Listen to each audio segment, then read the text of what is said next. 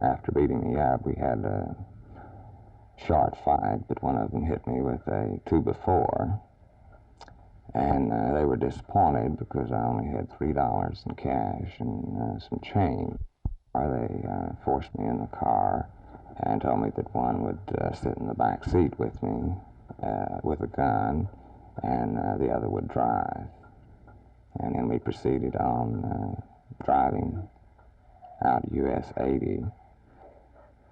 Each time we stopped or slowed down, they forced me to lie down in the back seat and cover up the side of my face that had blood on it. Several times they threatened to kill me, but each time the one driving usually prevailed and decided against it. When we got close to Jackson, I was having severe headaches and became nauseated and retching, apparently having a mild concussion. And I told them I was getting out there. If they wanted to kill me, they'd best go ahead and do it. And they finally drove out to a lonely wooded area and gave me back one of my credit cards, the Texaco card, and told me that if I would agree not to go to the police until I reached Dallas. Did it appear to you that you just happened to be there when they were looking for somebody, or do you think they'd been waiting for you? No, I think I just happened to be there when they just a victim. There wasn't anyone else around anyway. What kind of people were they? How did they appear? Were a little bit seedy, not too well dressed, and a little bit unkempt. Do you feel now afraid to go out on our streets any more so than ever before? Definitely. At night, I think I wouldn't go out alone again.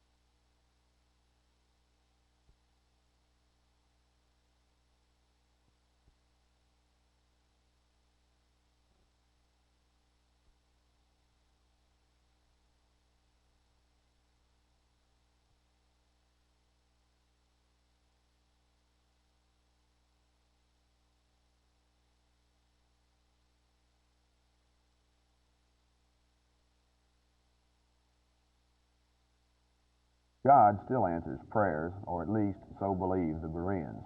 Just who are the Bereans? Well, the answer to that is a story in itself. Over a year ago, they shook the Dallas area with the purchase of the Atlantic Richfield property, totaling in value of almost $3 million. That doesn't sound like so much until you are somewhat aware of the facts. Berean Fellowship International, as it is officially known, not only had a humble beginning, but a humble setting as well. Only 5 years ago, informal meetings were being conducted in the home of Reverend Warren Litzman, now the president. No one today who was in that meeting had anything in mind to compare with what has evolved. Berean's first piece of property was located on Capps Drive and had housed a Baptist church. Here a Bible college was born, which was to be one of the initial ministries of Berean.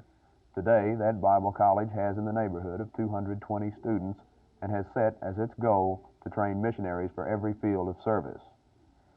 The Christian Day School is almost a story within itself.